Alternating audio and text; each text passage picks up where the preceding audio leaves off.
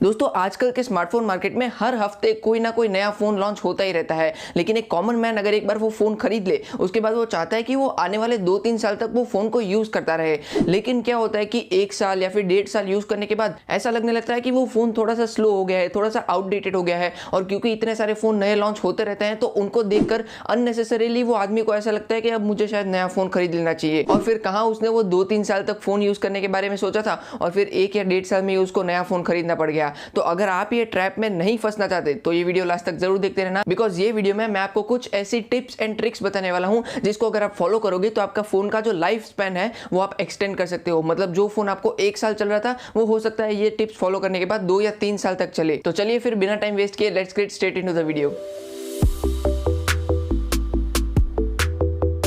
तो दोस्तों ये वीडियो में मैं आपको टोटल 10 टिप्स एंड ट्रिक्स बताने वाला हूं और उसमें से 4 टिप्स स्पेसिफिकली फोन की बैटरी से रिलेटेड है और उसके 2 रीजंस है। पहला कि फोन की बैटरी एक सबसे फास्टेस्ट डिग्रेडिंग कंपोनेंट होता है, बैटरी ही वो पार्ट है फोन का जो कि सबसे पहले खराब होता है। और दूसरा रीजन बैटरी से रिलेटेड बहुत सारे ऐसे मिथ्स हैं जो कि लोग मानते हैं लेकिन एक्चुअल में वो ट्रू नहीं है। और दूसरी तरफ बहुत सारे ऐसे फैक्ट्स भी है जो लोगों को मानने चाहिए, जो सच है लेकिन लोगों को उसके बारे में पता ही नहीं है। तो बहुत सारी कंफ्यूजन है बैटरी से रिलेटेड, तो इसीलिए मैंने 4 टिप्स स्पेसिफिकली फोन की बैटरी के लिए रखी है और वो 4 टिप्स मैं आपको सबसे पहले वही बताऊंगा, उसके बाद बाकी 6 टिप्स बताऊंगा। तो चलिए सबसे पहली टिप के साथ शुरू करते हैं। तो पहली टिप ये है कि आपको एक प्रॉपर चार्जिंग पैटर्न फॉलो करना चाहिए और ये सबसे one of the most important tip है ये 10 के 10 टिप्स में से। तो बहुत सारे लोग ऐसा मानते हैं कि आपको अपने फोन की बैटरी को पूरा खत्म होने तक आपको यूज करते रहना चाहिए, मतलब उसको 0% तक कम होने दो, उसके बाद उसको चार्जिंग पे लगाओ और फिर उसको पूरा 100% तक चार्ज करो, फिर वापस उसको यूज करते करते 0% तक खत्म होने दो।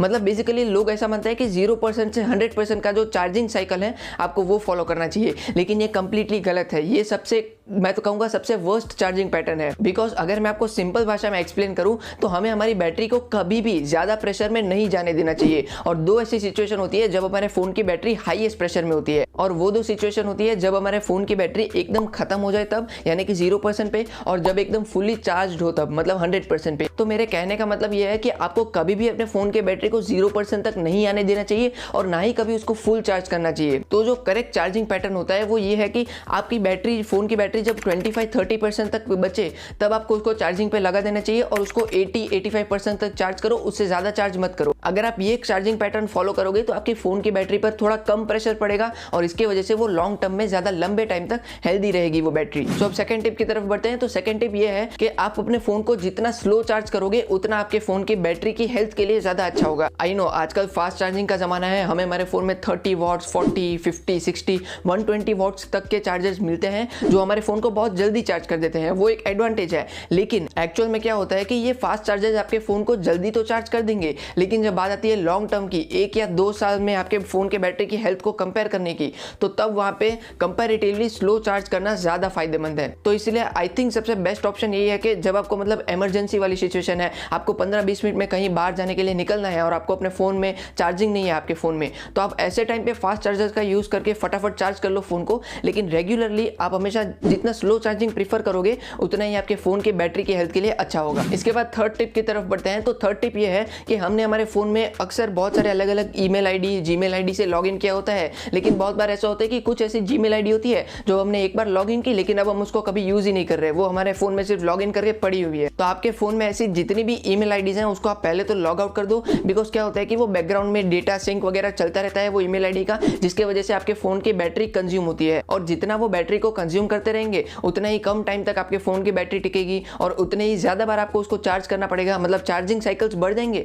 और इसकी वजह से लॉन्ग टर्म में आपके फोन की बैटरी की हेल्थ पर असर पड़ेगा। तो अगर आपको ईमेल आईडी अपने फोन में से निकालनी है तो उसके लिए आप अपने फोन के सेटिंग्स में जाइए, वहां पे अकाउंट्स एंड सिंक के अंदर गूगल का ऑप्शन होगा, वहां पे जाइए और वहां पे आपको जो ईमेल आईडी रिमूव करनी है उसको सिलेक्ट कीजिए और फिर वहां पे नीचे मोर का ऑप्शन होगा, उस पर क्लिक करके रिमूव अकाउंट पे क्लिक कर दीजिए, फिर आपकी ईमेल आईडी आपके फोन में से लॉग आउट हो जाएगी। और ध्यान रखना ये जो मैंने आपको स्टेप्स बताए ये मैंने MIUI में बताए हैं, तो अगर आपके पास Xiaomi, Poco या Redmi का फोन है तो आपको ये स्टेप्स फॉलो करने हैं। अगर आपके पास कोई और कंपनी का फोन है तो थोड़े बहुत एक आध स्टेप आगे पीछे हो सकते हैं। इसके बाद फोर्थ टिप भी एकदम सिंपल है, आप अपने फोन के अंदर जितनी भी ऐसी चीजें हैं जो आप यूज नहीं कर रहे, जैसे वाईफाई, ब्लूटूथ वगैरह, जब आप उनको यूज नहीं कर रहे तो आप उसको बंद कर दो। इसका रीजन भी एकदम सिंपल है जो मैंने पहले बताया कि जितना ज्यादा वो ऑन रहेंगे उतना ज्यादा बैटरी कंज्यूम करेंगे, फिर उतना ज्यादा बार आपको उसको चार्ज करना पड़ेगा और उतना ही चार्जिंग साइकिल बढ़ेंगे तो आपके फोन के बैटरी की हेल्थ पर असर पड़ेगा। ऑल्सो बहुत सारे लोग ऐसे होते हैं जो कि फोन में गूगल असिस्टेंट असिस्टेंट को सेटअप करके तो रखते हैं लेकिन कभी उसको यूज ही नहीं करते, और मैं भी उन्हीं में से एक हूं। तो बेहतर है कि अगर आप गूगल असिस्टेंट को यूज नहीं करते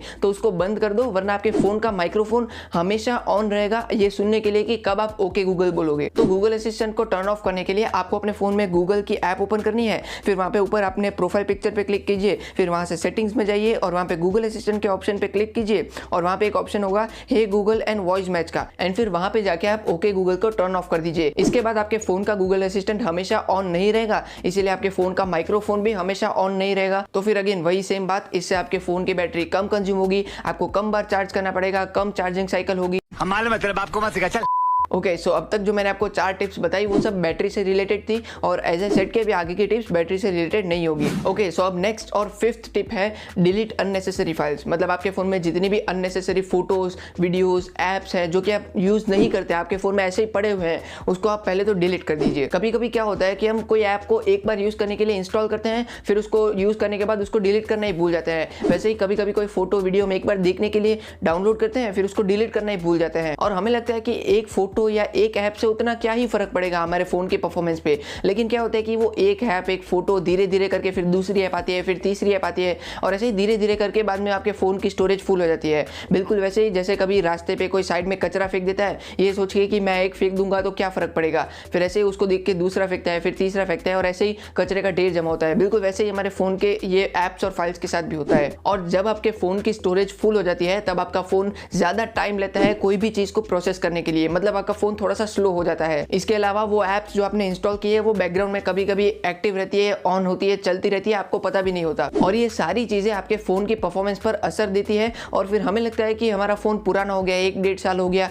इसलिए वो स्लो हो गया, जबकि एक्चुअल में वो रीजन होता ही नहीं है। एक्चुअल रीजन ये है कि आपके फोन की स्टोरेज फुल हो गई, आपने फालतू की फाइल्स अपने फोन में भरी पड़ी है, उसके वजह से आपका फोन स्लो हुआ है। तो इसीलिए बेहतर है कि आप अपने फोन में से जितनी भी अनवांटेड फाइल्स हैं उनको टाइम टाइम पे डिलीट कर दिया करो, ताकि आपका फोन अच्छे से फास्ट चलता रहे, स्मूथ चलता रहे। इसके बाद जो नेक्स्ट टिप है वो भी है पिछली टिप से थोड़ा बहुत रिलेटेड है। तो कई बार क्या होता है कि हमारे फोन में अननेसेसरी फाइल स्टोर करने की जगह ही नहीं बचती, मतलब हमारे फोन में जितनी चीजें हैं वो सारी इंपॉर्टेंट है और उसी में हमारे फोन की स्टोरेज फुल हो गई। तो अब ऐसी सिचुएशन में आप क्या करोगे, बिकॉज वो सारी एप्स और फाइल्स अननेसेसरी नहीं है तो आप उसको डिलीट भी नहीं कर सकते, लेकिन अब आपके फोन की स्टोरेज भी फुल हो गई है तो आपका फोन स्लो काम करेगा। तो ऐसी सिचुएशन में आप हमेशा क्लाउड स्टोरेज की मदद ले सकते हो। क्लाउड स्टोरेज का सबसे बेस्ट एग्जांपल है गूगल ड्राइव। गूगल ड्राइव में अगर आप अपने कोई भी फाइल को स्टोर करते हो तो वो आपके फोन में स्टोर नहीं रहती, वो गूगल के सर्वर्स में स्टोर रहती है। तो इसलिए अगर आपके फोन में वो फाइल स्टोर नहीं है तो आपके फोन पे वो परफॉर्मेंस पे इशू भी नहीं क्रिएट करेगी। सो बेसिकली आप क्या कर सकते हो कि आपके फोन में जितनी भी ऐसी फाइल्स हैं जो कि इंपॉर्टेंट है लेकिन आप उसको बहुत ही कम यूज करते हो, कभी कभी आपको जरूरत पड़ती है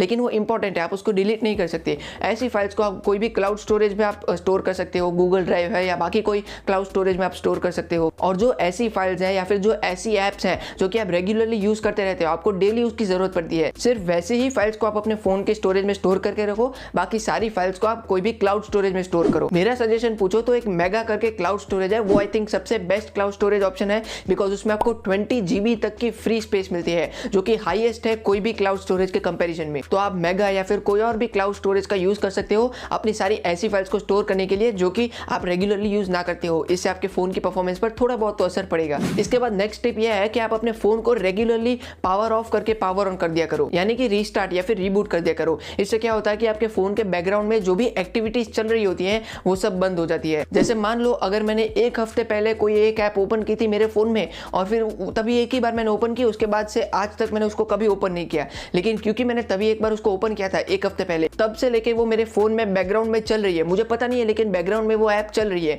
तो उससे मेरे फोन की परफॉर्मेंस पर असर पड़ रहा है। तो इसलिए बेटर है कि आप हफ्ते में एक बार या 10 दिन में एक बार या कभी भी रेगुलरली आप अपने फोन को रीस्टार्ट कर दिया करो, रिबूट कर दिया करो, ताकि आपके फोन में जितनी भी ऐसी बैकग्राउंड एक्टिविटी चल रही है वो सब बंद हो जाए। इसके बाद नेक्स्ट टिप ये है कि आपको एक टाइम के बाद अपने फोन में सॉफ्टवेयर अपडेट जो आपको मिलते हैं वो इंस्टॉल नहीं करनी चाहिए। अब ऐसा क्यों, वो मैं आपको समझाता हूँ। देखो, कोई भी फोन हो या फिर लैपटॉप या कोई भी तरह का इलेक्ट्रॉनिक स्मार्ट डिवाइस हो, वो तभी एकदम बेस्ट काम करता है जब उसमें हार्डवेयर और सॉफ्टवेयर का बैलेंस हो। तो अब मेरे फोन में जो हार्डवेयर है वो तो फिक्स्ड है, वो मैं चेंज नहीं कर सकता, बिकॉज ऑब्वियसली मैं हर हर महीने थोड़ी मेरे फ़ोन का प्रोसेसर बदलवाने जाऊंगा या रैम बदलवाने जाऊंगा, वो फिक्स्ड है, वो हमेशा के लिए फिक्स्ड ही रहेगा। लेकिन जो सॉफ्टवेयर है वो कंपनी नए नए सॉफ्टवेयर अपडेट आपके फ़ोन में देती रहती है, जिससे वो सॉफ्टवेयर अपग्रेड होता रहता है और हार्डवेयर वहीं पर रह जाता है। तो इससे जो बैलेंस है वो बिगड़ जाता है हार्डवेयर और सॉफ्टवेयर का, और उसकी वजह से आपका फ़ोन कभी कभी थोड़ा स्लो काम करने लगता है। इसके अलावा एक और रीज़न ये भी है कि कभी कभी कुछ कंपनीज अपने पुराने फोन्स में सॉफ्टवेयर अपडेट के थ्रू उसको स्लो कर देती है, ताकि लोगों को ऐसा लगे कि उनका फ़ोन स्लो हो गया है, पुराना हो गया है, फिर वो उसी कंपनी का नया फ़ोन खरीदे। ये एक ऐसी स्ट्रेटजी है जो बहुत सारी कंपनीज फॉलो करती है। तो इसीलिए बेहतर है कि आप एक टाइम के बाद अपने फ़ोन में सॉफ्टवेयर अपडेट्स को इंस्टॉल ना किया करो।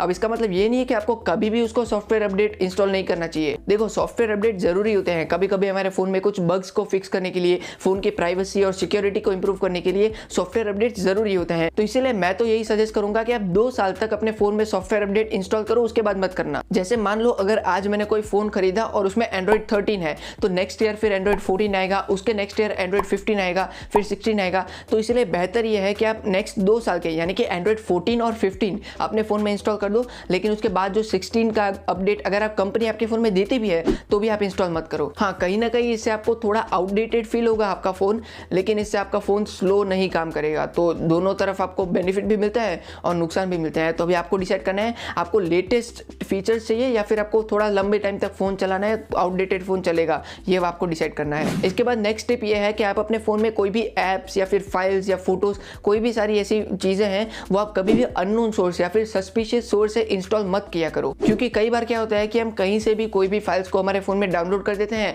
फिर कभी कभी अगर वो सेफ ना हो तो हमारे फ़ोन में वायरस और मालवेयर भर जाता है, तो उससे भी हमारा फ़ोन कभी कभी स्लो काम करने लगता है। तो इसलिए बेहतर है कि आप कभी भी अनऑफिशियल या फिर सस्पिशियस सोर्स से कोई भी ऐप्स या फाइल्स डाउनलोड मत करो अगर आपको अपने फ़ोन को लंबे टाइम तक चलाना है तो। ओके, सो अब नेक्स्ट और जो लास्ट टिप है वो भी थोड़ी पिछली टिप से रिलेटेड है। तो जैसे मैंने पिछली टिप में कहा कि आप वायरस से बचने के लिए अनऑफिशियल सोर्स से कोई भी ऐप्स या फाइल्स को डाउनलोड मत करो, लेकिन मान लो अगर आपने कोई ऐप ऐसे इंस्टॉल कर ली, ऑलरेडी कर ली है, जिसकी वजह से आपके फ़ोन में हो सकता है शायद वायरस आ गया हो, या फिर मान लो अगर वायरस ना भी आया हो, फिर भी आपने अब तक की जो मैंने टिप्स बताई वो सारी फॉलो की, फिर भी आपको ऐसा लग रहा है कि अभी मेरा फ़ोन थोड़ा स्लो होने लगा है, तो ऐसी सिचुएशन में आप क्या करोगे? तो ऐसे में जो सबसे लास्ट ऑप्शन है आपके पास, वो कहते हैं ना कि किस्मत जब सारे दरवाजे बंद कर देती है फिर भी एक खिड़की खुली छोड़ देती है। तौबा तौबा तौबा, सारा मूड खराब कर दिया। तो मैं ये कह रहा था कि जो सबसे लास्ट ऑप्शन है आपके पास वो ये है कि आप अपने फ़ोन को रीसेट कर दो। रीसेट का मतलब होता है कि आपके फ़ोन में जितनी भी चीज़ें हैं, जो भी सारी चीज़ें हैं, वो सब डिलीट हो जाएंगी। मतलब जब आपने फ़ोन खरीदा था, एकदम बॉक्स में से पहली बार निकाला था, तब आपका फ़ोन जैसा था बिल्कुल वैसा बन जाएगा। आपके फ़ोन में से सब कुछ, कोई भी छोटी सी चीज़ भी नहीं रहेगी, सब कुछ डिलीट हो जाएगा। सो हाँ, कभी भी रीसेट करो तो पहले जो इंपॉर्टेंट चीज़ें हैं उसका बैकअप ले लेना, इंपॉर्टेंट फाइल्स का बैकअप ले लेना, फिर ही उसको रीसेट करना, बिकॉज सब कुछ डिलीट हो जाएगा। तो जैसे मैंने कहा कि आपका फ़ोन एकदम जब आपने बॉक्स में से निकाला था बिल्कुल वैसा एकदम फ्रेश हो जाएगा, तो ऑटोमेटिकली आपके फ़ोन की परफॉर्मेंस थोड़ी सी बेहतर हो जाएगी और फ़ोन थोड़ा सा और आपको नए जैसा लगने लगेगा। तो अगर आप अपने फ़ोन को रीसेट करना चाहते हो तो आपको अपने फ़ोन के अंदर फैक्ट्री रीसेट का एक ऑप्शन मिलेगा। आप सिंपली अपने सेटिंग की ऐप में सर्च कर लो, जहाँ पे भी वो ऑप्शन होगा वो आपको सामने दिख जाएगा। तो मैं तो यही सजेस्ट करूंगा कि जब आपका फ़ोन बहुत ज़्यादा पुराना हो जाए, मतलब 2-2.5 साल पुराना हो जाए आपका फ़ोन, फिर आप उसको हर 6 महीने में या हर 1 साल में एक बार उसको रीसेट कर दिया करो, ताकि सारी जो चीज़ें हैं अनवांटेड जो आपके फ़ोन में कभी भरी हुई हो वो सब डिलीट हो जाएंगी और एकदम फ्रेश हो जाएगा आपका फ़ोन, एकदम नए जैसा हो जाएगा आपका फ़ोन। सो या ये थी 10 ऐसी टिप्स एंड ट्रिक्स जो कि मुझे ऐसा लगता है कि अगर आप फॉलो करोगे तो हो सकता है आपका फ़ोन जो पहले 1 साल या 1.5 साल तक चलता था, अब वो हो सकता है 2-2.5 साल तक चल जाएगा। और वैसे इसके अलावा और भी बहुत सारी टिप्स होती है जो कि आपको फॉलो करनी चाहिए, लेकिन वो सब मैं अभी आपको एक वीडियो में तो नहीं बता सकता। वैसे अगर आपको भी ऐसे कोई टिप्स के बारे में पता है तो नीचे कमेंट करके ज़रूर बताना। तो बस अब ये वीडियो को यहीं पर खत्म करते हैं। अगर आपको लगा हो कि ये वीडियो थोड़ा सा भी हेल्पफुल था तो इसे अपने दोस्तों के साथ ज़रूर शेयर करना। तो बस मैं मिलता हूँ आप सबको नेक्स्ट वीडियो में, तब तक के लिए गुड बाय, जय हिंद।